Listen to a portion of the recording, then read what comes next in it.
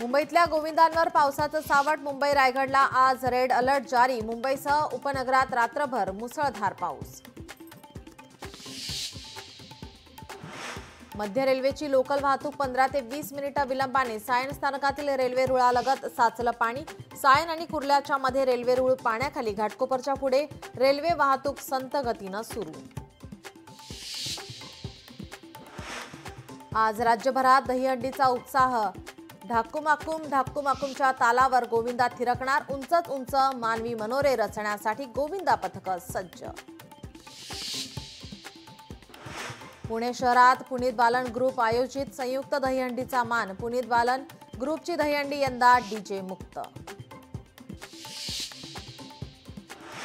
अजितदादांचा पक्ष कोकणातल्या एका नेत्याकडून हायजॅक. रोहित पवारांचा तटकरेंवर हल्लाबोल तर बालिश वक्तव्याची दखल घेत नसल्याची तटकरेंची प्रतिक्रिया.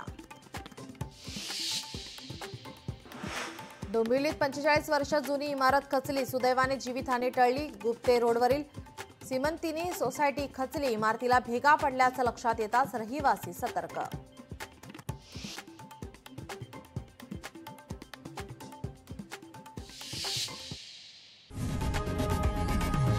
लोकशाही मराठी ऐका, पहा, जागरूक रहा.